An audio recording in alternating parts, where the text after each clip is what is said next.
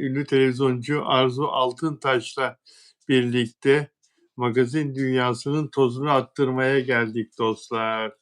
Bugün yine önemli gelişmeler var magazin dünyasında ve Arzu'yla bunları konuşacağız hepsini. Hoş geldin değerli Hoş Arzu. bulduk. Hoş bulduk. Nasıl? Nasılsın? Teşekkür ederim. İyiyim. Sen nasılsın? Ben de iyiyim, teşekkürler. Magazin dünyasının tozunu mu attıracağız yoksa bugün çok tozlandı? Onlar mı tozunu attırdı? Haberler inanılmaz birbirinden ilginç. Evet, evet. İlginç, birbirinden ilginç. Tozunu alacağız diyelim o zaman. Tozunu alacağız. Ve Nelly Manzano Arjantin'den özel abonem. Hola. Herkesten önce geldi. Herkesten önce geldi. Deste Arjantin, Nelly Manzano. Hola. Evet. Ve Servin işi sağlam.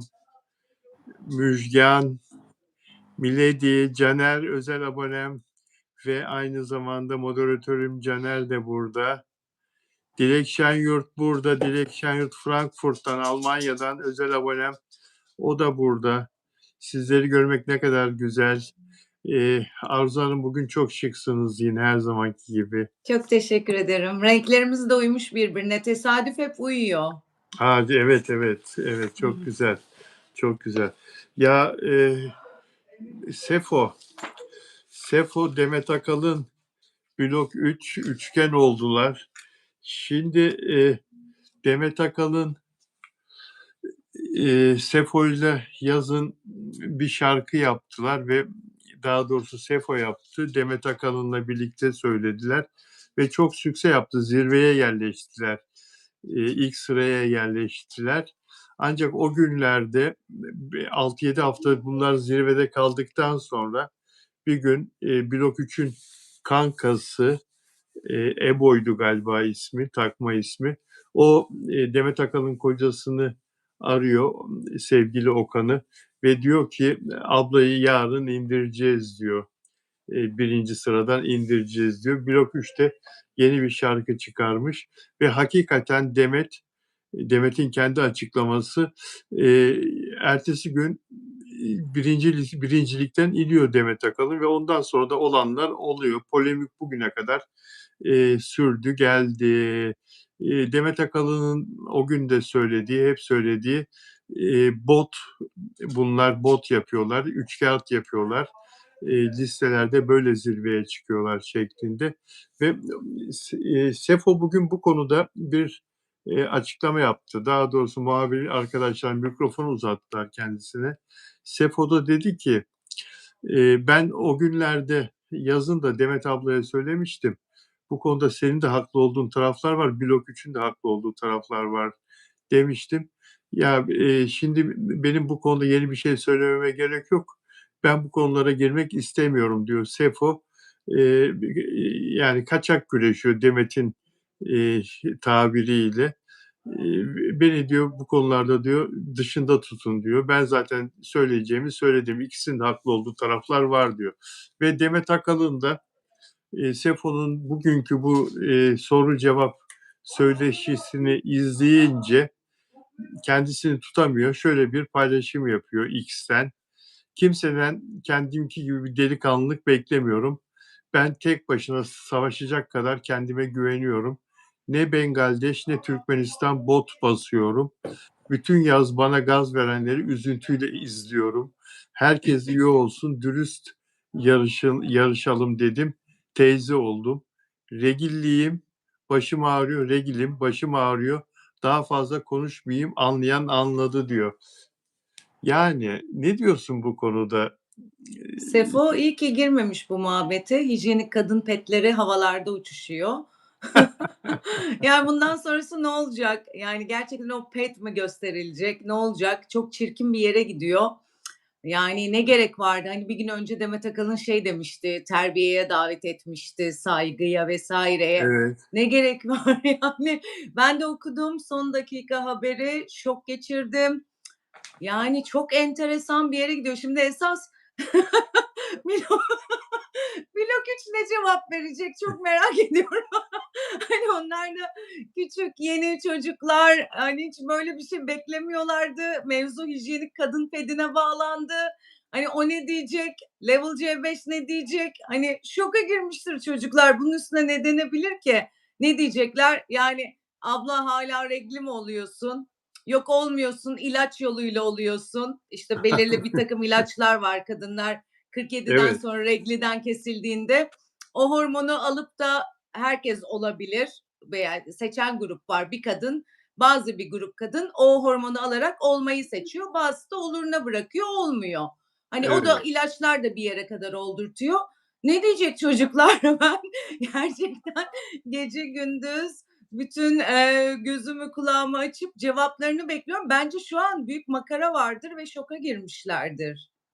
Değil mi? Yani burada niye yani başım ağrıyor dese olur. Regl olduğunu niye açıklıyor ki Demet Akalın ya? Hakikaten başka bir yere gitti yani. He? Yani belki bir hijyenik kadın pedi reklamı gelir diye beklemiş olabilir.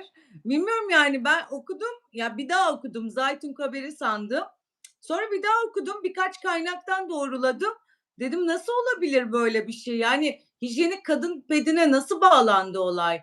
Çok enteresan yani Demet Akalın. Evet, ilginç oldu, çok ilginç oldu. Demet, burada tabii, Sefo'dan yana da herhâlde hayal kırıklığına da uğradı. Yani, Evet. ondan kendisine destek vermesini bekliyordu ama Sefo da rapçi olduğu için ve rap dünyasında da önde, gelen isimlerden biri olduğu için tıpkı Blok 3 gibi, onlar zaten kaç kişi ki şimdi, yeni çıkan, çok Hı hı. başarılı olan rapçiler. Eee, O yüzden herhâlde, bu polemiğin de, uzamasını istemedi Sefo da. Bence çocukların, çok özür dilerim sözünü kestim, çok haklı olduğu noktalar var bizim göremediğimiz. Onlar çünkü çok daha realist bakıyorlar olaya. Ellerinde bir sürü, veriler vesaireler var.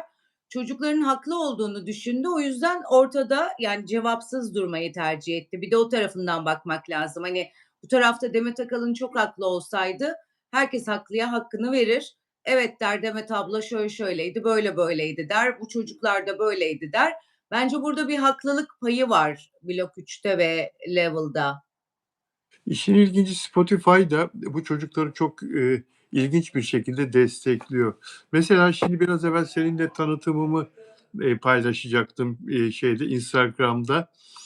Hangi müziği seçeyim altına diye, bir tarayayım dedim. Daha tarayayım demeden pat Level C5 Hav Hav önüme geliverdi. Evet. Spotify önüme getirdi Instagram'da. Al bunu kullan der gibi yani. Ve aldım kullandım. Çok da güzel bir müzik o altta. Yani, şimdi birisi paylaşmış Miami'de, gece kulübünden Instagram'da gördüm. "Ya, burada" diyor, "şu anda" diyor, "Level C5 çalıyor arkadaşlar." diyor. Böyle büyük bir sevinçle bir Türk. Onun altındaki yorumları okuyorum. "Ben İsveç'ten yazıyorum, burada her gün dinliyoruz." diyor. Öbürü diyor, "Ben İtalya'da dinliyorum." diyor, kulüplerde diyor. Yani bu çocukların hakikaten bir yükselişi, Var, var. Yani var, gerçek anlamda var. var. Ama Dinleniyorlar. dinleniyorlar, Bağdat dinleniyorlar. Caddesi'ne gittin mi son zamanlarda gece 11-12 gibi? Yok. İnanılmaz yine eski sistem. Bir sürü genç arabalarla birlikte sürekli o şeyi Kızıl Toprak'a kadar gidip Suadiye'den dönüp tekrar dönüyorlar. Eskiden 90'lı yıllarda da Evet, böyleydi. Gerçekten geçen 10 arabadan 6'sında 7'sinde Level C5, Blok 3 falan çalıyor ama bangır bangır. Hani biz geçen akşam yürüdük böyle kafamızı çevirip bakmaktan artık hangi birine bakacağımızı şaşırdık. Yani bir de halk gerçekten dinliyor ve seviyor yani. Hani insanlar kınayabilir belli bir yaşın üstündekiler özellikle 40 yaş 45 yaş üstü ama yeni gençlik seviyor. Bence minik oynamalar olsa da hiç yoktur demiyorum ama gerçekten hak ediyorlar ve gerçekten de dinleyen bir kitle var. Ben de bir gün yolda açtım. İlk bu dedikoduların çıktığı vakit, yükselmeye başladıkları vakit Level C5'in şarkılarını çok da eğlenceli. O gün de çok canım sıkkın bir gündü. Dinlerken böyle deliler gibi gülmeye falan başladım. Ya bir kere ritimler çok iyi, sözler de tabii bize göre çok komik. Eğlendim ben ama tabii camları kapattım kimse beni dinliyorken görmesin diye. evet, ritimler çok güzel gerçekten, sözler de çok ilginç. Aynen dediğin gibi. Caner, o engeli kaldırmak için benim vaktim yok. Yani konuşmaya ara verip de moderatörüm Caner'e cevap veriyorum. Söyleşiye ara verip de engeli nasıl kaldıracağım? Yani onu başka uygun bir zaman yayından sonra mı yapsak? Yayından sonra kapatmayayım yayını. Caner sen de gitme bekle. O işi halledelim. Ümran Keleş merhaba. Diğer moderatör arkadaş da açtı. Caner okudum. Yayından sonra yayını kapatmadan evvel onu halledelim seninle. Peki. Ve Can Yaman konusu. Can Yaman konusu çok ilginç bir yere gitti arkadaşlar. Şimdi Can Yaman'ın kendi açıklamasını da okuduktan sonra ve bugün pardon bir saniye şunu hemen haberi bulmam lazım. Bir dakika arkadaşlar. Türk basını beni sevmiyor, hiçbir zaman sevmedi demiş. Can Yaman evet. Yani Can Yaman'ın haklı olduğu tabii ki orada şey var ama kendisinde araması lazım bazı sebepleri. Basınla zıt gitti bundan 7-8 sene evvel. Şimdi Can Yaman İstanbul'da cuma akşamı eğlenirken Ruby isimli mekanda polis oraya basıyor, kapıları tutuyor ve içeridekileri üst araması yapıyor. Can Yaman'ın da üst aramasını yapıyorlar ve sonra Can Yaman gözaltına alınıyor. Biz ertesi gün Hürriyet gazetesinde ne okuduk? Can Yaman'ın üzerinde yasaklı madde bulundu, uyuşturucu Evet. madde bulundu okuduk, bunu okuduk. Ve yine Hürriyet gazetesinde bu satırların devamında Can Yaman'la ilgili birisinin ihbarda bulunduğunu ve ifade verdiğini, polise ya da savcılığa onu belirtmemişler, ifade verdiğini Can Yaman aleyhinde okuduk ve herkes de öyle şöyle bir algı oluştu. Can Yaman'ın üzerine yasaklı madde bulundu. Onun için gözaltına alındı. O geceyi nezarette geçirdi. Ertesi günde Adli Tıp Kurumu'nda saç örneği, kan örneği verdi ve sonra da serbest bırakıldı. Serbest bırakılınca ve yurt dışına çıkış yasağı gelmeyince serbest bırakılırken imza filan atma şartı da gelmeyince karakola bir şaşırdık. Yani serbest bırakılabilir, içici olduğunu düşünmüştür savcı. Ancak kısıtlama gelmedi kendisine. Adli kontrol şartı aranmadı. O zaman bir şaşırdık ve Can Yaman da tabii haklı olarak ilk uçakta ülkesine diyorum İtalya'ya geri dönüyor ve İtalya'dan açıklama yaptı. Senin demin söylediğin gibi Türk basını her zaman bana haksızlık yaptı. Yeni bir şey değil bana saldırması Türk basının ama siz de lütfen Boğaz'dan gelen haberleri kopyalarken yaptığınız hatayı da yapmayın. Polisin birçok ünlüyü tutukladığı bir zamanda uyuşturucuyla dolaştığımı mı düşünüyorsunuz diye bir açıklama yaptı İtalya'da ve eğer en ufak bir doğruluk payı olsaydı bu kadar kısa sürede serbest bırakılmazdım ve ertesi gün İtalya'ya dönemezdim. Sizi seviyorum. Şimdi bunu Can Yaman'dan okuyunca, dinleyince pazar günü bunu Can Yaman'ın bu açıklamasını okuyunca e, biraz soru işareti de vardı kafamızda. Bende hiç Kendi, yoktu. yani Hiç yoktu. kendi açısından anlatıyor olabilir diye vardı. Sen lütfen sende neden yoktu söyler misin? Ben o habere bile girmedim. Çünkü şöyle, artık biliyoruz dezenformasyona çok alıştık. Ortada bir sürü ilaç paketleri, zaten saçma bir şeydi. Ben, hani, hiç bilmem öyle uyuşturucu nasıl bir şeyde satılır falan. Eczaneden aldığımız bir ilaç paketi gibi bir şey vardı. Ona çok şaşırdım. Allah Allah dedim. Böyle mi satılıyor acaba uyuşturucu, yasaklı maddeler dedim. Bir sürü bir şey. Şimdi bir insanın akli melekelerini Türkiye bu kadar yer yerinden oynamış, ortada alınmayan oyuncu, sanatçı hiç kimse kalmamış, bar sahipleri vesaire göze batan, bütün Türkiye'nin tanıdığı bir isim ülkesine gelecek ve yasaklı maddeyle İstanbul'un göbeğinde bir bara gidecek. Bu mümkün değil yani. Akli melekelerini yitirmiş olması gerekiyor. Öyle bir şey, velev ki öyle bir şey kullanıyor, gizlicene evinde kullanır, güven duyduğu bir yerde kullanır diye düşündüm. Ben hiç o habere de girmedim. Neden bu yapıldı? Bence çocuk çok haklı Can Yaman. Çok büyük haksızlık. Yani bir sürü resimler, görseller, bu çıktı üstünden, o çıktı. Yani ben olsam ben de sinirlenirim. Hatta deliririm yani. Hani o Can Yaman kadar ünüm olsa, birisi öyle bir iftira atsa Boğaziçi Köprüsü'ne çıkarım. İrem Derici nasıl demişti? Kapı kapı gideceğim, herkese hiçbir şey olmadığını söyleyeceğim demişti. Bu da aynısı. Ben de çıkarım köprüye. Yok böyle bir şey kardeşim derim. Yani var olan bir şeyi kabul etmek herkes için çok normal, kabul edilebilir de ama olmayan bir şey ya beni çok delirtir. Olmayan, yapmadığım bir şeyle itham edilirsem delirebilirim. Sinirimi en çok bozan şeylerden bir tanesi. Ben hiç inanmadım ve zaten ortada çocuk hemen salınmış. Neden alındığı da çok garip. Hani barda olabilir. Üstünde bir şey yakalarsan alabilirsin karakola. Herhalde ünlü diye bir bakmak istediler. Hadi bu da burada elimize denk geldi. Bir bakalım testine demiş olabilirler. Ve ertesi gün çekti gitti. Burası Can Yaman'ın ülkesi. Gerçekten Can Yaman'a bu ülkede büyük haksızlık yapıldı. Çünkü biz toplum nezdinde birazcık parlayan, ışıldayan herkesi alaşağı etmeye bayılıyoruz. İnanılmaz güzel bir şöhret yakaladı İtalya'da. Hatta ilk zamanlar hatırlar mısın? O zaman bir yerde yazıyordum ama nerede hatırlamıyorum. Can Yaman meşhur olmuştu ve İtalya'ya gitmişti.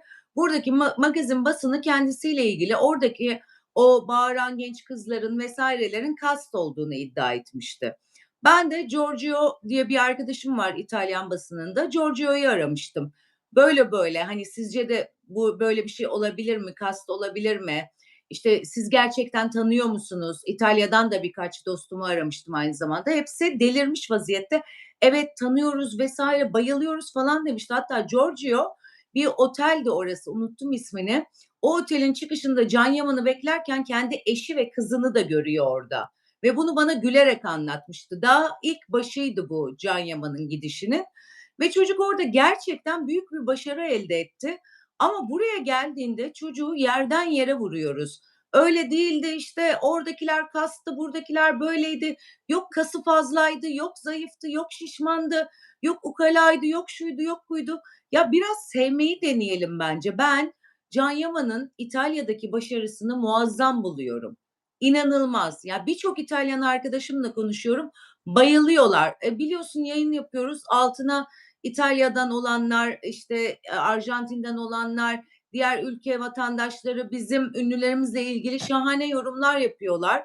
Son bir haftada bu dikkatimi çekti ama bizim ülkemizden birisi geliyor mesela buraya alakasız yani kadınla ve erkekle ilgili illa itici, onu alaşağı eden bir cümle yazıyor. Biz tebrik etmeyi bilmiyoruz bence insanları ve gerçekten parlayanı söndürmek için elimizden geleni yapıyoruz. Neden böyle bilmiyorum. Evet, Can Yaman'ın buradan gitmeden evvel de bazı hataları vardı. Eee, Muhakkak. yani, yanlışları vardı ve o da, medyayı yanlışlarını ortaya çıkardığı için, yayınladığı için Hı hı. medyayı karşısına almıştı. Mesela, işte, sette, başrol kadın oyuncusu arkadaşının yüzüne çay fırlatması, üstüne sıcak çay fırlatması ve o suçtan dolayı mahkemede ceza Ceza alması ve aldı. o parayı ödemeyeceğim o para ceza filan. Bunlar yazıldığı zaman ve basın sorduğu zaman kendisine tabii tepki gösteriyordu. Bunun gibi kavga ettiği kadınlarla karakolluk olması filan, karakolluktan çıkarken görüntülerin çekilmesi, bunlar onu hep rahatsız ediyordu. Eee, ama, tabii ki çok başarılı oldu. Tabii ki, yurt dışında çok seviliyor. Bugün Barış Terkoğlu'nun çok güzel bir yazısı var Cumhuriyet Gazetesi'nden. Okudum. Oradan, okudun değil mi? Ben Hı de hı. kısaca, bazı bölümlerini burada izleyicilerimiz için okumak istiyorum. Anlatılanlara göre şu sıra İspanya'da çekilen bir filmde rol alıyor Can Yaman. Çekimlere 21 Aralık 12 Ocak aralığında Noel yılbaşı tatili verildi. Bu nedenle tatilini ailesinin de yaşadığı İstanbul'da geçirmeye karar verdi. 9 Ocak Cuma akşamı İstanbul'da arkadaşlarıyla eğlenmeye çıktı. O gece polis savcılık talimatıyla 9 ayrı gece kulübünde uyuşturucu araması yapıyordu. Yaman'ın eğlendiği ünlü mekana da geldi. Her şey bundan sonra başladı. Can Yaman'ın üzerinden uyuşturucu madde çıktığı öğrenildi, gözaltına alındı şeklinde verildi bu haber. Teyit ettiği bilgiye göre polis mekan girişinde arama kararını gösterdi. Girmeden önce de ünlü bir ismin olup olmadığını sordu. İçeri girdi, arama yaptı. Can Yaman'ı tanıdı. Yaman'ı bir değil tam 2 kez aradı. İkisinde de uyuşturucu madde bulunmadı. Altını çiziyorum, uyuşturucu madde bulunmadı. Söylediğim olay polisin resmi tutanağına da üzerinde bulunmuş herhangi bir uyuşturucu madde yoktur şeklinde geçti. Ancak medyada aksi şekilde servis edildi. Ben bunu anlayamıyorum Arzu. Ben bunu anlayamıyorum. Bu o kadar yaygın bir şekilde yapılıyor ki artık Evet. Türk medyasında bazı gazeteler, bazı gazeteciler kafalarına göre gerçeği saptırıp halkı belli bir yöne yöneltmek için, belli bir şekilde yönlendirmek için yalan haberler, ve hiçbir yaptırımı yok biliyor musun? Hiç Bu, yok. bunu yaptıkları için ceza aldılar, savcılığa, mahkemeye verildiler falan gibi hiçbir şeyde devamında gelmiyor başlarına. Hiçbir sıkıntı. Bu nasıl bir şey ya? Bu Can Evet. Yaman'a kurulan bir tuzak. Yani böyle bir gerçek olmayan bir haber bu şekilde veriliyor. Can Yaman'ın üzerinde uyuşturucu madde çıktı diye. İşte Barış Terkoğlu araştırmış yazıyor.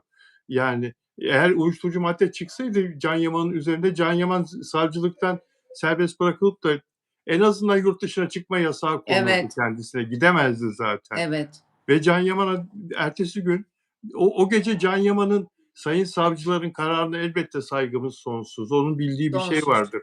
Ama üzerinde hiçbir şey çıkmıyorsa sen niye Can Yaman'ı gözaltına alıyorsun senin dediğin gibi?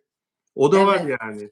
Neden Evet. alıyorsun? Üzerinde hiçbir şey çıkmadıysa ve onunla ilgili de bir ihbar yokmuş. Onunla ilgili de verilmiş bir ifade de yokmuş. Okuyorum Terkoğlu'nun yazısını. Kendisine verilen görevi yapan polis talimatı veren savcıya bilgilendirme yaptı. Can Yaman'ın da mekanda olduğunu söyledi. Polis savcının talimatı üzerine Can Yaman'ı gözaltına aldı. Anlayamadık burada. Sayın savcı da bir açıklama yapsa da herkese, çünkü burada çok önemli bir olay var. Bizi yurt dışında, İtalya'da, İspanya'da, dünyanın her yerinde temsil eden bir oyuncuyu gözaltına alma kararı nedir? Nedeni nedir? Bunu bekleriz biz.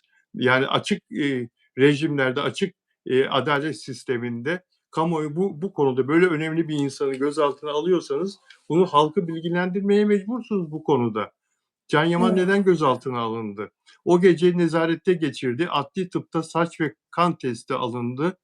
10 Ocak Cumartesi saat 13 civarında emniyette ifadesi alındı, teste götürüldü.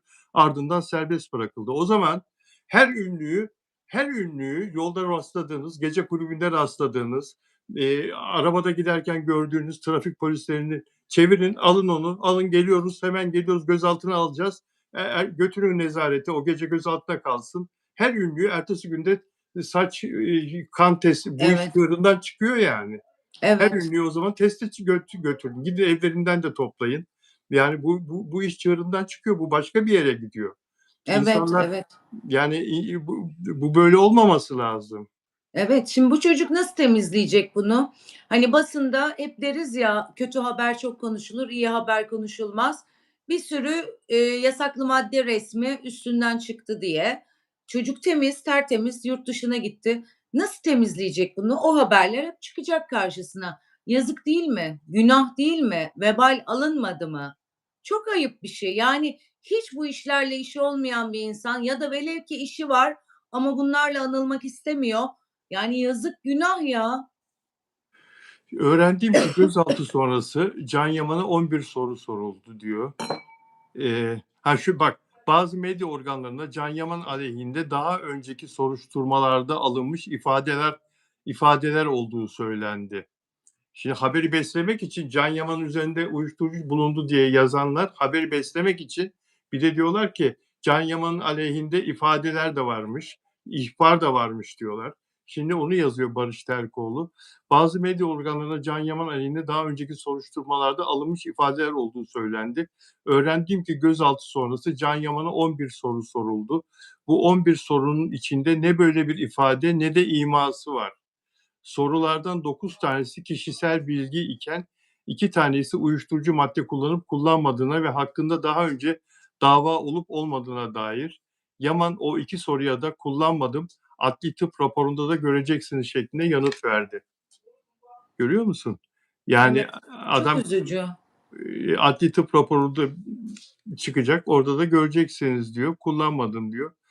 Beni niye buraya getirdiniz diye de sormuştur herhalde. Niye ben Tabii buradayım? canım, Neden mutlaka. ifademi alıyorsunuz? Mutlaka, Neden mutlaka. sorguluyorsunuz? Her rastladığınız eğlence mekânında her rastladığınız ünlüyü tamam üs araması yapın. Savcılığın talimatıyla oradasınız. Ama temiz çıktıktan sonra, üstünde bir şey çıkmadıktan sonra gözaltına niye alıyorsunuz? Neden götürüyorsunuz ertesi gün saç bilmem nesine? Yani bunun Evet. daha kolayı var. Ünlülerin hepsinin ev adresi var devletimizde. Bütün ünlüleri evinden toplayın. Hepsini saç testine götürün. Daha kolayı var. İstisnasız hepsini ama Daha hiç evet, ayırt istisnasız etmeksizin. hepsini, evet. Evet. Yani toplum tarafından şu anda uyuşturucu kullandığı, 30 senedir, 40 senedir kullandığı ama bu, operasyonlarda adı anılmayan insanları da götürün. Hepsini Evet. istisnasız herkesi götürün o zaman. Yaman'ın telefonuna el konuldu, şifresini de vermiş. Bir süredir medyada okuduğumuz örnekler gibi ilerlerse telefonundan soruşturmayla ilgili ya da ilgisiz özel hayatına dair her şeyin servis edileceğini belki de görürüz. Görürüz diye tahmin ediyorum. Çünkü daha Bence evvel de de olmayan bir şey çıkıyorsa kullanıyordu diye ve, evet, telefonun ya ben orada çok üzüldüm Can Yaman'a. Telefonun şifresini dahi vermiş. Şimdi bütün özel yazışmaları mutlaka göreceğiz. evet, evet. Savcılık Yaman'ı doğrulayan bir olgu daha. Savcılık Yaman'ı ifade ve test sonrası serbest bıraktı. Herhangi bir adli kontrol de koymadı. Adam kabahatli, suçlu olsaydı ya da savcılığın en ufak bir şüphesi olsaydı adli kontrol koyardı. Tabii canım. Öğrendim ki bugün uçakla İtalya'ya dönecek Yaman. Uçağını bir gün erken alıp dün İtalya'ya dönmüş. Döndü, evet. Çok da haklı. Bence ben bir daha buraya geleceğini de pek düşünmüyorum Can Yaman'ın. Çok büyük, bomba bir iş olmazsa pek adım atacağını düşünmüyorum. Değil mi? Yani niye gelsin ki? Neden? Yani şimdi bu soruşturmalarda, bu adli tıpa yönlendirmelerde temiz çıkan isimlerle ilgili de kamuoyunun kafasında oluşan olumsuz şeylerin, kanaatlerin de ortadan kalkması kolay değil. Çünkü bir yaftalanıyorlar, önce bir damgalanıyorlar değil mi? Evet. Gözaltına alındı, sabah jandarma kapısına gitti, işte adli tıpa sevk edildi filan falan, ifadesi alındı, şu kadar Minibüse saat. binerken, adli tıpa Evet ve girerken görüntüler resimleri. servis ediliyor filan. Ondan sonra temizmiş. Tamam da temizmiş de bu insanların eline birer bari bir mektup verin, bir şey verin, bir özür dileyin, bir şey yapın. Yani bunun bir şey Evet, pardon demekle olmaz ki. Yani evet, bu evet. bazı şeyler hakikaten çok karışık. Umarım düzeltilir. Umarım İnşallah. düzelir. Mesela İrem Sak tertemiz çıktı ama operasyonda alındığı için insanlar bence hatırlamıyor kızcağız temiz mi, bir şey mi içiyordu diye. Mesela doktor bir ailenin kızı İrem Sak. Sessiz de kaldı kızcağız ama o operasyonda adı geçti. Bence kullanılıyor diye biliniyor şu anda. Çünkü algı öyle. Yazık. Bunu en güzel başaran, İrem Derici. İrem Derici ortalığı ayağa kaldırdı. "Temizim ben kardeşim." dedi. Şimdi çok sayıda ünlü gözaltına alındı. Hepsinin aynı şiddetle "Ben temizim." demesi gerekiyor ki o kara lekeyi silebilmek adına yani. Hani orada en başarılı İrem Derici davrandı bence ama herkes de öyle yapamaz. İnsanlar çünkü utanıyor, üzülüyor. Kullanmayanlar için söylüyorum. Kendini kötü hissediyor. İnanılmaz korkunç bir şey. Ya, en kötü şey yaftalanmak, yapmadığın bir şeyden dolayı. En kötü şey yaftalanmak. Çok doğru söylüyorsun. Peki, Hakan Sabancı ile Rabia Soytürk, oyuncu Rabia Soytürk, Hakan Sabancı, Hande Erçel'in ayrılan sevgilisi, ex sevgilisi. Bir ayı bile doldurmayan ilişkilerin bittiği ilan edildi, iddia edildi. Ve bu iddiayı vurgulayan haberde de 4-5 kez buluştular, gezdiler, yemek yediler, eğlendiler. Sonra yılbaşının ertesinde bir tartışma yaşadılar ve ayrıldıkları söyleniyor denildi. Eee, Çok kısa olmadı mı? Ne diyorsun? Bence biraz önce konuştuğumuz dezenformasyon gibi bir haber. Nereden Öyle mi? çıktığı belli değil. Kim yazmış ilk önce belli değil. Bu bir Öyle anda diyorsun. çığ gibi yayıldı. Ben haberi girdim ama kendi cümlelerimle girdim. Ayrıldıklarına inanmıyorum şeklinde. Çünkü dün ve bu sabah Rabia, Hakan Sabancı'nın Hande Erçel'den çok aşina olduğumuz arabasının içini artık hepimiz ezberledik. Evet. Arabanın içinde günaydın ve birkaç A! söz yazmıştı. Evet. Siyah O minibüs. ara Siyah minibüs. Evet, Öyle mi? VIP minibüsün içindeydi Rabia. evet, Hakan evet. Sabancı'nın. "Siz uyurken ben çalışmaya mı gidiyorum?" Öyle bir cümle kullanmıştı. O Hakan Sabancı'nın minibüsü. Bence yine birisi uydurdu. Sonsuza dek sürmez tabii ki, ayrılır ama şu anda birlikteler bence. Beraberler diyorsun. Evet. Peki kavga etmiş sonra da barışmış olamazlar mı? Bu kadar hızlı düşmez diye düşünüyorum. Sen daha iyi bilirsin. Atıyorum Estağfurullah. minik bir kavgaysa bu kadar hızlı basına düşmez. Evet. Mümkünatı yok yani. Doğru. Doğru, doğru. Onları, çekemeyen birileri de yazdırmış, yaptırmış olabilir. Olabilir, Olabilir. olabilir. Ayrılmalarını isteyen, hoşnut olmayan. Artık çok kolay çünkü 2-3 tane magazin sayfasına hiç belli olmayan bir adresten bunu attığında hiç artık teyit edilmeden, doğru mu değil mi araştırmadan ilk kişi haberi girdiğinde hepsi birbiriyle bağlantılı, herkes giriyor. Herkes görüyor.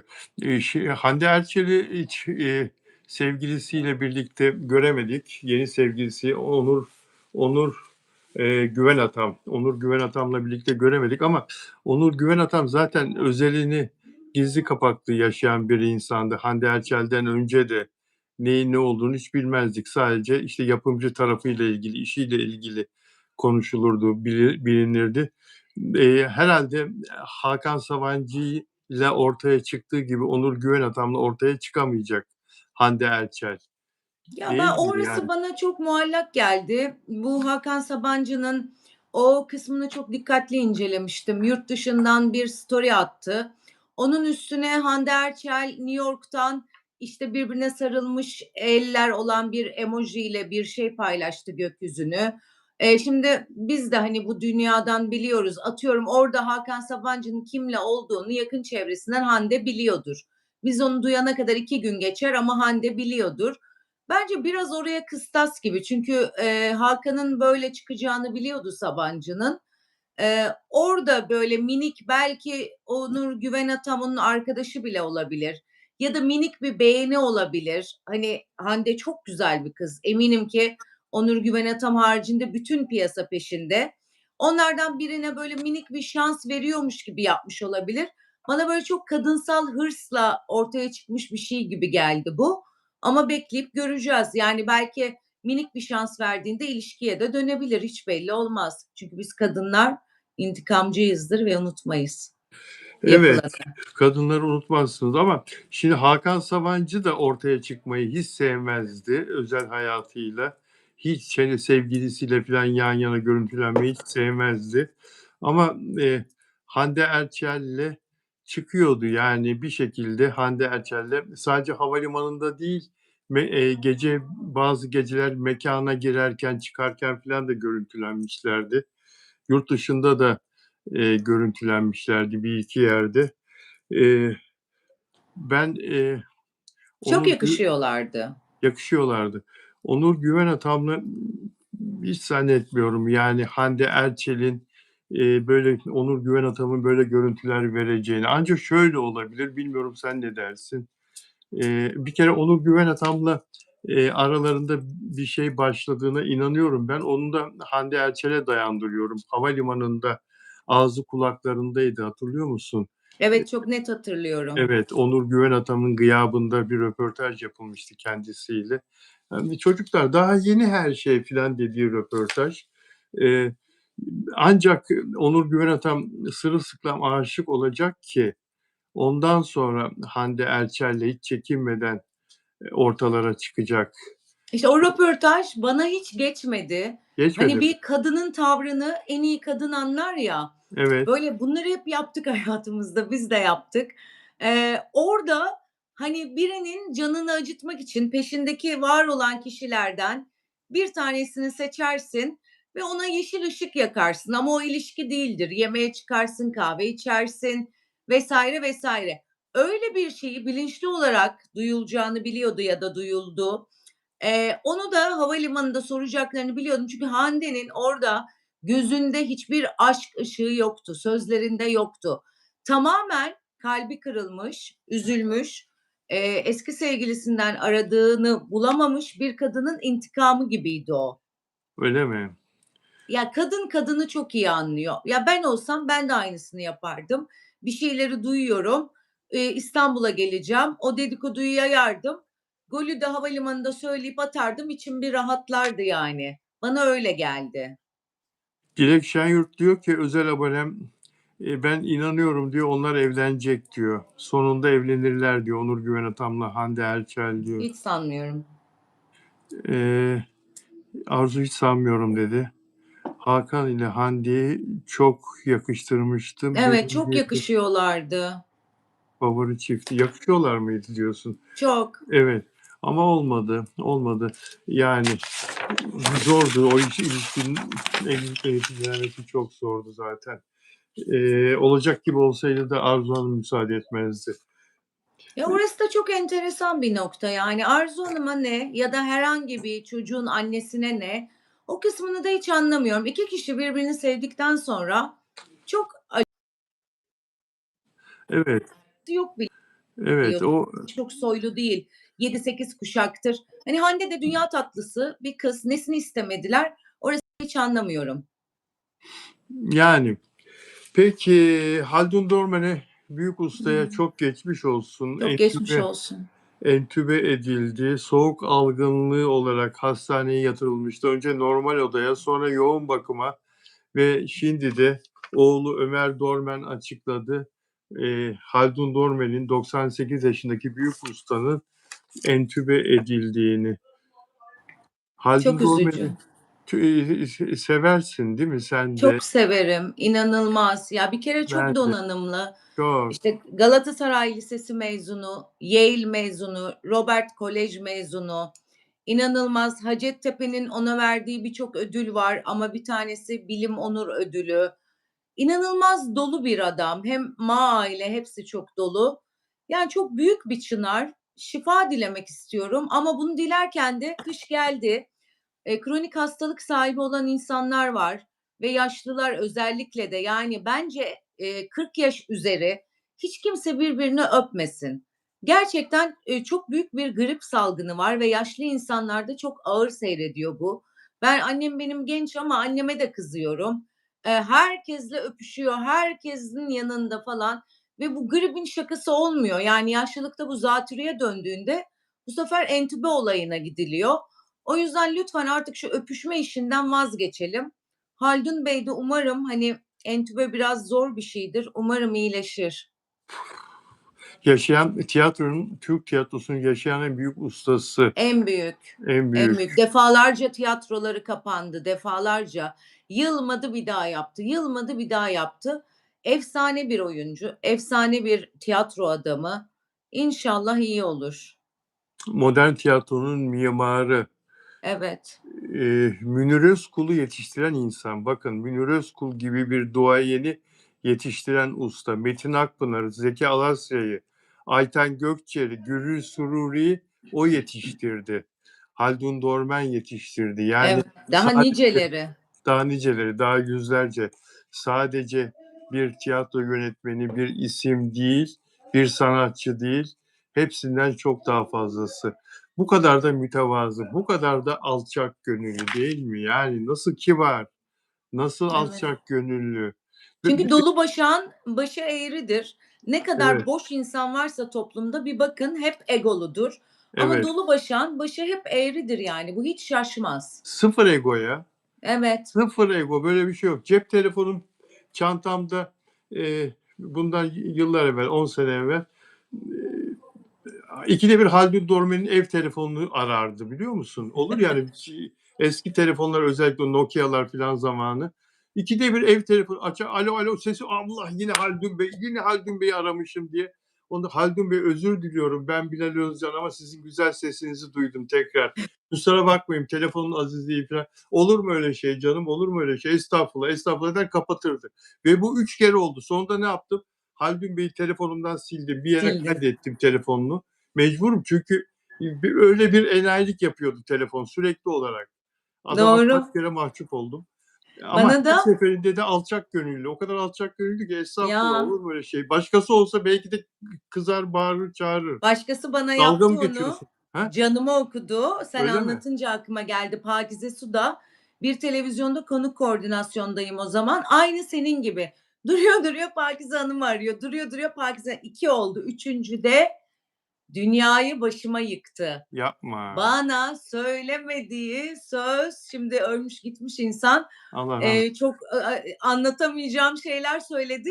Ben de aynı senin gibi, hani, sildim numarayı yani. Evet, Nasıl ben de oluyordu sildim. bilmiyorum. Bir yere not Hani aldım, sildim. Çünkü hep yapıyor, telefon yapıyordu. evet, Ya, evet ama ben hiç senin gibi nezaketle karşılanmadım. Avazı çıktığı kadar bağırıp ağzına geleni saydı bana. O vay yüzden hiç canına. unutmam. Pakize Hanım'ı gördükçe böyle sinirlerim bozuluyordu. Hay Allah ya. Hay Allah. Peki, peki 5 dakika magazin. Arzu Altıntaş'ın haber sayfası. Takip etmenizi tavsiye ediyorum. Çok değişik bir format Teşekkür sayfa, ederim. ve ilginç haberler paylaşıyor Arzu Altıntaş. Bu 5 dakika magazin isimli ilginç haber sayfasında, magazin haber sayfasında. Orada okudum. Boğaz'daki yalısında uyuşturucu ve seks partileri iddiasıyla hakkında yakalama kararı bulunan firari iş adamı Kasım Garipoğlu'nun şoförü etkin pişmanlıktan, tutuklu kendisi, etkin pişmanlıktan faydalanmak istediğini söylemiş, savcılığa dilekçe vermiş. Elimde partilere katılan 25 kişilik ünlü listesi bulunmaktadır. Söz konusu liste çok sayıda dizi oyuncusunu içermektedir. Aman Allah Allah'ım. Allah! Daha neler başıma, daha Daha neler neler göreceğiz. duyacağız. Evet ya. Gerçek midir bu sence? Bence gerçektir. Benim de çok iş adamı arkadaşlarım var. Şoförleri kara kutuları, her şeyi biliyorlar. Hımm. Bence doğrudur. Adam da artık oralara düştüyse yapacak bir şeyi kalmamıştır. El alem için orada çürüyeceğimi anlatayım demiştir. Anlatmakla da bir şey kaybetmez. Bence doğrudur. Yani biz aslında ne kadar garipmişiz değil mi? Gözümüz kapalı, ne bileyim, işte, gidip herhangi bir kahve zincirinde bir kahve içip geliyormuşuz. Neler oluyormuş yani değil mi Ya, ülkede? Ben şok ya. geçirdim. Benim aklım, hayalim asla ve kata almıyor. Bu dünyanın içindeyiz. Minik minik bildiklerimiz var. Bilip inanmama özelliğim var benim. Çünkü kendi öz hayatımda öyle şeyler olmadığı için aklım Evet, almıyor benim nasıl olabileceğini. Bakalım neler çıkacak? Yani, şimdi bu fuhuş operasyonları vesaire, sonra grup seks olayına geçti olay. Hani, evet. ben onu kaldırabilir miyim bilmiyorum. Psikolojim çok bozuldu benim. Neler göreceğiz, kim kimle dumduma olacak ama bilmiyorum, çok şaşırtıcı. Yani, şimdi 25 kişilik ünlü listesi bulunmaktadır elimde partilere katılan diyor ve liste çok sayıda dizi oyuncusunu içermektedir. Şimdi dizi oyuncuları içinde, eee, yani, adli tıpa gönderilmeyen kaldı mı?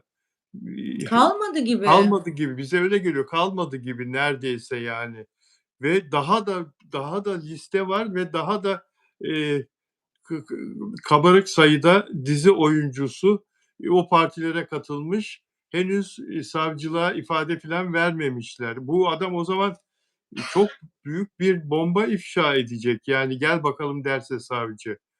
Evet, Enteresan, enteresan, çok. Daha neler enteresan. göreceğiz? Benim takatım kalmadı. Senin kaldı mı? Ben mesela bir Yani, çirkinlik daha görecek durumda değilim. ya adil yapılırsa, adil bir şekilde olursa, suçlu olan varsa cezasını çeksin. Zaten kullananlara ilk defa, savcı karşısına çıkarsa bir şans tanıyor kanun. Hı hı. Onlara diyor ki ilk kez yakalandıysa, temizlen, kurtul, tedavi ol, hapis yatmayacaksın. Normalde 2 yıl hapis cezası var. 2 yıla kadar hapis cezası var. Tedavi olma şansı veriyor. Ama temin etmeye yardımcı olduysa, başkasına verdiyse yani, başkasına yer gösterdiyse Meskun kullandığı mahalde yere, içirdiyse kendi içirdiyse filan, mekânında. evet, o zaman sıkıntı fazla ve böyle yapanlar varsa cezasını çeksin. Ünlü, ünsüz Tabii ki, bunlar tabii tespit ki. edilsin, cezasını çeksin ama suçsuz olanlar ifşa edilmesin ya. Yazık, bunları ayıklayın, baştan ayıklayın bunları ya. Evet. Bunları kamuoyuna deklare etmeden önce, kamuoyunun karşısına çıkarmadan suçluyu, suçsuzu kendiniz süzgecinizden geçirin. Geçirin, Değil evet. mi? O insanları yakmayın yani. Bir de yani kim satıyor bunları? Bu kadar kişi nereden buluyor bunları? Yani, ne bileyim, mesela mentollü sigara yasak Türkiye'de. Mentollü sigara bulamıyoruz biz. Hı hı. Nereden, kim, nasıl buluyor bunları? Yani, bir satıcı olmalı, bir de bunların temini olmalı. Yani, bu kadar ya bakıyoruz, hani, şey diyorum ben artık korkuyla bakıyorum. Acaba o da mı içiyor, bu da mı içiyor, şu da mı içiyor, bu da mı içiyor? O kadar çok insan var ki. Bu kadar çok varsa bence dibine kadar gidilip bu illetten öncelikle içen insanlar kurtarılmalı. Sonra kökü kazınmalı. Tabii ki içmesinler. Dünyanın en güzel şeyi insanın kafasının aydınlık olması. Alkolle ya da böyle, yasaklı maddelerle insanların kendini zehirlememesi. O Esra Ceyda kardeşlerden bir tanesi bugün açıklama yapmış, temizlenmek istiyorum diye. Şimdi bu kızcağızların hali çok ortadaydı bu operasyona kadar. Çok belliydi yani. Çok. Hani bu bir şekilde bunların gerçekten topluma, insanlığa falan kazandırılması gerekiyor. Çok içler acısı. Yani görüyoruz hallerini. Gerçekten günah. Hani bu ünlüler kısmı. Bunlar bu kadar içiyorsa halk ne durumda? Mesela halka bakan var mı? Öyle, Değil öyle, mi? öyle. Tabii, tabii. Haklı Ben durum. hayatımda ilk kez, dün asansörde korktum, biliyor musun? Neden? Çok korunaklı bir yerde oturuyorum, biliyorsun. Evet. Bir tane, malzeme, şimdi şey söylersem tepki çekecek. Birine bir sipariş getirmiş bir arkadaş. Biraz böyle kask mask, üstü başı falan. Bindim asansöre. Böyle döndüm arkama, o benim arkamda. Hayatımda ilk kez titredim. Uyuşturucu mu içiyor? Görüyoruz ya hep. Bir şey mi saplayacak arkadan? İttirecek mi, kaktıracak mı, bir şey mi yapacak? Sana yemin ediyorum anksiyete nöbeti A! geçirdim. Hani A! toplum olarak biz de kötüyüz. Tamam, bunu gözümüze soktunuz, görüyoruz ama biz de korkmaya başladık. Bu kadar içiliyorsa atıyorum o çocuk yani temiz, hiçbir şey olmadı. Ben indim ama hani kötü birisi de olabilirdi. Ben o çocuktan korktum. Evet, Bu kadar yayıldıysa toplumdaki evime sipariş getirenin, sokakta gördüğüm birinin de içmiş olabileceğini düşünüyorum ben ve korkuyorum. Çünkü ben alkol içen insandan da korkarım. Hani benim masamda bir alkol içiliyorsa birinin dili dolansın, ben kalkıp giderim oradan. Herkes bunu haklısın, biliyor. Tansiyonum düşer benim. O haklısın. saçma cümlelere gelemiyorum. Şimdi biz de halk olarak bu kadar korktuk yani. Tamam, ünlüler tüy, kaka, bilmem ne hepsi içiyorlar. O zaman ünlü içiyorsa halk da içiyor bunu. Doğru Korkutucu söylüyorsun. yani. Doğru söylüyorsun. Bunu, satanların yakalanması lazım bir an evvel. Evet. Bunu Yemin ediyorum dağıtanların, temin titredim. edenlerin. Yemin ediyorum indim. Haklısın. Elim ayağım anksiyete nöbeti geçirdim benim kata gelene kadar asansör. Haklısın. Toplum olarak böyle olduk maalesef. Yani kılığı kıyafeti düzgün olmayan bir insanla bir kadın aynı asansörde olursa haliyle şu ortamda bu kadar çok uyuşturucu, yasaklı madde konuşulan, polis konuşulan, tutuklama, gözaltı, yok işte adli tıpa gitti filan, herkesin şey içtiğini, uyuşturucu kullandığını düşünmeye başladı insanlar toplumda. Bu Evet, kadar çok olay olduğu için ve insanlar kılığı kıyafeti müsait olmayan birisiyle yalnız kalmaktan çekinir. Doğru söylüyorsun. evet. Ya, Doğru içimden şunu söylüyorsun. geçirdim, asansörde kamera var, bana bir şey olursa en azından insanlar görecek dedim. O an panik atak geçirdim ya. Çok Doğru acayip söylüyorsun. yani adama da günah, suçsuz masum bir adam, ekmeğinin peşinde, ben korkuyorum, tereddütle katım gelsin diye bekliyorum, attım kendimi. Hani halk olarak biz de korktuk. Yani diyor ki, %15'lik kesim miydi? Her 5 kişiden bir kişi kullanıyormuş. Bu haberi okudum. Sokakta gördüğümüz her 5 kişiden bir kişi kullanıyormuş yasaklı maddeleri. Şimdi ben nasıl sokakta güven içerisinde yürüyeceğim? Ben çok korkarım. Çok, yani alkolden korkan bir insan, uyuşturucu kullanmış bir insanı görsem düşüp bayılırım. Hani ne yapacağız? Nasıl yaşayacağız biz böyle? Sokakların temizlenmesi lazım. Evet. Pınar Altuğ'u aramış vatandaşın biri. Ben demiş zor durumdayım. Dolandırıldım. Pınar Hanım, 4 çocuk babasıyım. Çok perişan oldum. 450 bin lira zararım var. Bana yardımcı olabilir misiniz? Pınar Hanım demiş. Pınar Altuğ da yani zor durumda tamam ama demiş yani birinden tanımadığım birinden bu kadar rahatlıkla böyle bir miktar istemek nasıl bir şey demiş. Yani bu adam sayı saymayı bilmiyor bence demiş. Tuhaf değil mi? Yani bu hakikaten dolandırıldım filan da ne özgüven bu ya? 450 bin lira dediğim para az bir para mı kardeşim? Bugün Evet, yani. evet. Yani ne özgüven 10 bin dolar para. Ya, şöyle, ben çok korkarım. Çok çaresiz birisi de olabilir ki %95 değildir. Çaresiz bir durumdaki bir insanın yapabilecekleri artık son çare demiş olabilir ama işte 450 bin lira büyük rakam ama Türkiye'de şu var, ünlüler katrilyon dolar kazanıyorlar. Pınar Altuğ 40 senedir bu piyasada neleri vardır diye düşünüyor. Gerçekten çaresiz insan da bunu isteyemez. Bunu da hep gördüm ve şahit oldum. O yüzden, hani, gerçekten toplumda çok zorda olan insanlar da var ama bu tarz şeylerde genelde hep dolandırıcılık. Bize de geliyor. Ben kimim ki? Böyle 20 tane, 30 Estağfurullah. tane, bazen 40 tane mesaj geliyor. Ya, şimdi hepimiz aynı durumdayız aslında. Hani, bakıp parlak dünya dediği insanların da geçim sıkıntısı var. Herkes aslında kendi derdiyle meşgul bu zamanlarda. Herkes gerçekten kötü ekonomik olarak ya da kötü değilse de var olanını korumaya çalışıyor. O yüzden, hani, çok da dolandırıcılar var. Ben açıkçası bütün dilencilere, ona buna para veren bir insandım. Artık vermiyorum. Çünkü haberlerde gördüğüm bütün dilencilerin hepsi benden zengin. Bunu gördükten sonra sinirlerim bozuldu benim.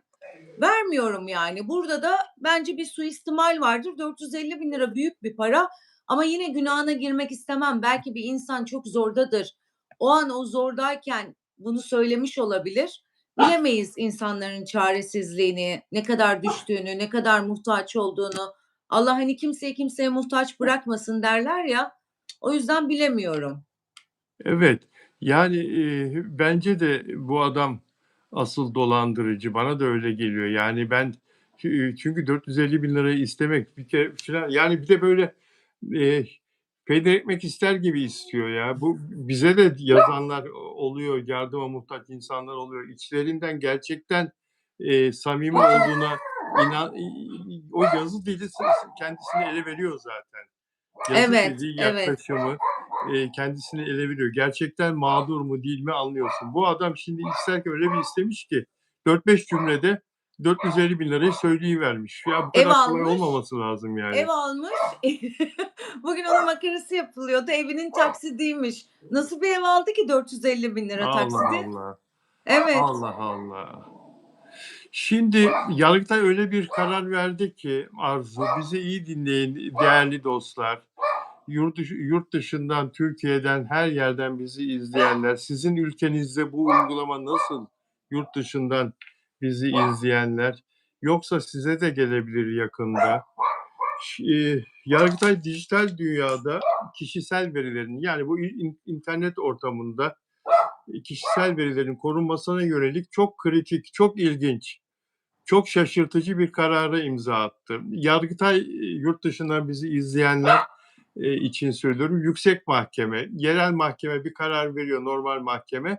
Anlaşamıyorlar, karara itiraz ediyorlar taraflardan biri ya da ikisi beraber bir üst mahkemeye taşınıyor. Sizin ülkelerinizde de var. Üst mahkemenin dediği artık tamam değişmez. Onun verdiği karar. Yargıtay bizde o. Başkasına ait fotoğrafların sosyal medyada izinsiz paylaşılmasını, kişisel verileri hukuka aykırı ele geçirme ve yayma suçu olarak değerlendirdi. Yani şimdi şöyle, bir başkasının storiesini, postunu alıp paylaşabiliyorduk değil mi? Hoşumuza giden bir Evet. şeyi ya da ünlülerin yaptıklarını biz gazeteciler sayfalarına girip alıp paylaşabiliyorduk ve açık şekilde paylaştığı için o kamuya açık olduğu için de bu bir suç teşkil etmiyordu. Öyle biliyorduk. Ancak Yargıtay bunun aleyhinde karar verdi Arzu. Bu bir suçtur dedi. Başkasının kişisel verisidir dedi. Bu izin alman gerekiyor dedi. Eğer izin almadan kişisel veriyi alıp paylaşırsan ve o şikayetçi olursa mesela çocuklarıyla parka gitti filanca oyuncu. Sen de aldın bunu kullandın. Kullanırken ama senin adminin ya şu çocuğun yüzü de Allah'ın gücüne gitmesin. Ne kadar çirkin. Hiç annesine babası böyle bir altyazı yazdı mesela. Bir yorum yazdı filan. Ve o da şikayetçi oldu. Benim fotoğrafımı izinsiz kullandı. Çocuklarımın fotoğrafını, benim fotoğrafımı diye. Yandı. Evet. Mahkeme seni yargılıyor ve suçlu buluyor. Başkasına ait fotoğrafların sosyal medyada izinsiz paylaşılmasını kişisel verileri hukuka aykırı ele geçirme ve yayma suçu kapsamında değerlendirildi. Artık Türkiye'de bu böyle arkadaşlar. Ona göre aklınızı başınıza alın. Başkasının sayfasından fotoğraf paylaşırken, Biz alırken. ne yapacağız peki?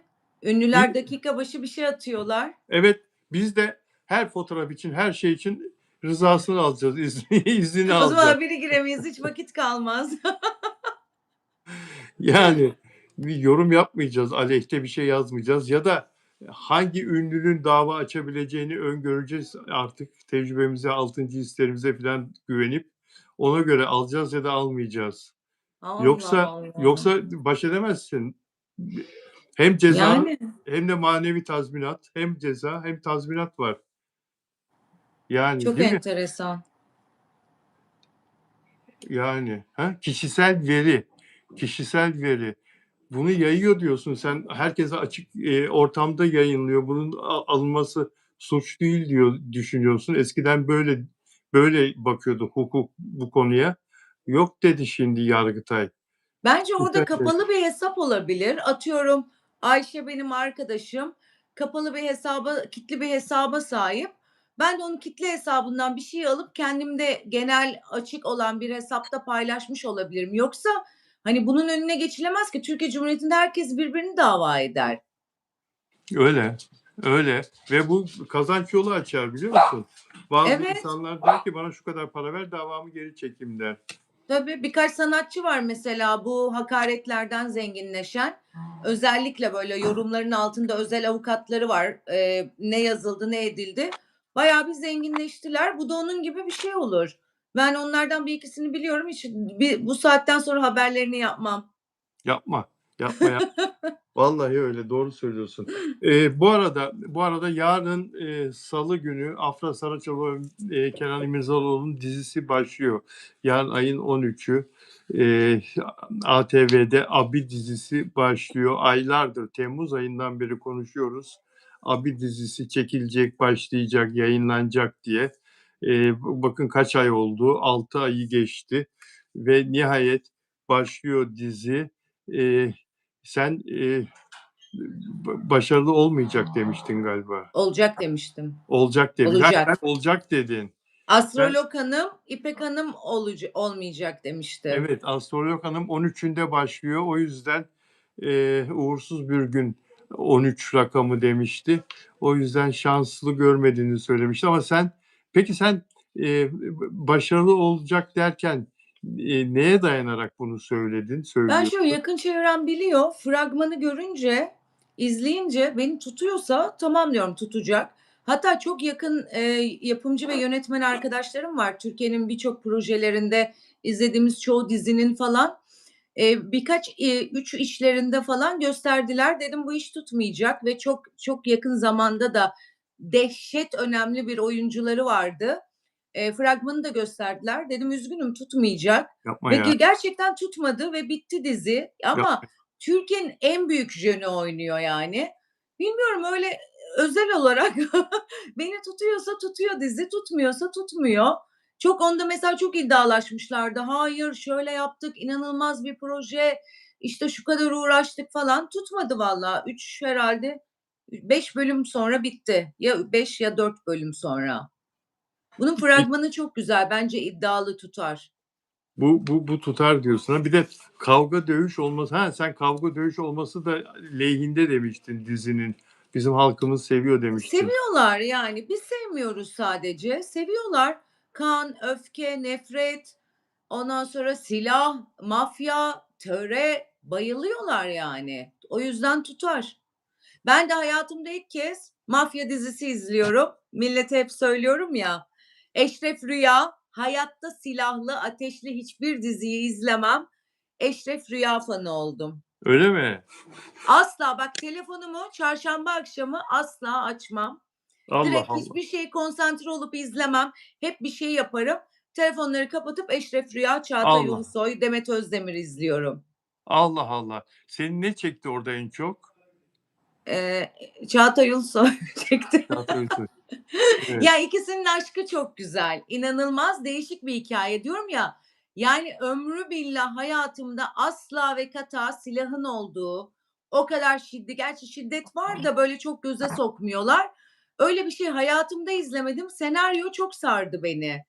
Demet'e ve kız kardeşi Derya'ya da söyledim. İnanamıyorlar. Derya iyi bilir benim izleyemediğimi. Onlar da şaşırıyor. Hayatımda ilk kez bir mafya dizisi izliyorum.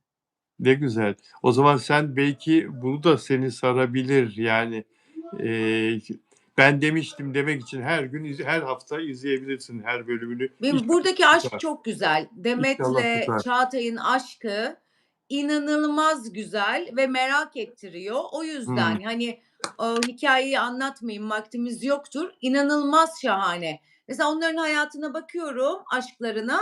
Gerisi hep vurdu kırdı, onu öldürüyorlar, bunu öldürüyorlar vesaire vesaire. Oralara biraz göz ucuyla bakıyorum. evet, aşk tarafı seni Hı cezbediyor. hı. Bu arada Mert Ramazan Demir 8 milyon liraya kıyıp kendisine yeni bir Jeep aldı. Mert Ramazan Demir eski arabası da 2 senelikti. Onu vermiş. Toplam 8 milyon liraya mal olan yeni bir araba almış. Yakışır değil mi? Çok da iyi kazanıyor zaten. Yakışır. Onun kazandığı paranın yanında 8 milyon hiçbir şey değil. Benim arkadaşlarım alıyorlar. 8 milyon ki öyle dizide falan oynamıyorlar. Yakışır. Ne almış bilmiyorum. 8 milyona da bir iki jip var. Onlar da SUV kategorisinde. Çünkü diğer bildiğimiz jipler şu an korkunç fiyatlarda. Ne aldığını Evet. merak ettim. Jeep diye geçiyor ama markası yazmıyor. Evet. Mert'in de dizisi bir ay sonra sete çıkacak. Hepsine başarılar diliyoruz. Çok teşekkür ederim Arzu. Ben Yayınıma teşekkür renk ederim. kattın. Çok teşekkür ediyorum. Bundan sonra arkadaşlar çarşamba ve pazar günleri Arzu Hanım'la birlikte yayın yapacağız. Çarşamba ve pazar günleri sevgili Arzu Altıntaş, ünlü televizyoncu konuğum olacak. Allah sağlık verdiği müddetçe burada Amin olacağız. hepimize. Burada olacağız. Karşınızda olacağız. Sevgiler Arzucuğum. Çok teşekkür ediyorum. Sağ ol. Sevgiler. Görüşmek Görüşmek üzere. üzere. Görüşmek üzere. Caner, dostum Caner, moderatör kardeşim. Demin bir konuyu konuşmuştuk ya seninle. Bir engel kaldırma konusu. Kiminle ilgiliydi o?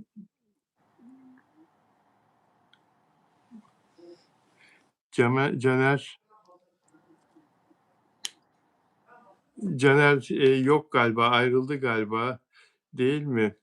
Caner yok. Yayından sonra da kaldırabiliyor onu. Kişinin adını not alsın. Üstüne Ama gidip benim kaldırmam gerekiyormuş. Hımm. Yayından sonra ben kaldırabilir miyim? Bana Evet, ismini evet. Ümran, ismini bana söyleyebilir misin? Caner gitti diyor. Ümran, o kimdi o? Ümran Keleş galiba. Evet, Ümran, kimin ismini, kaldırmamız gerekiyor şeyini? Elif. Elif öyle mi? Elif.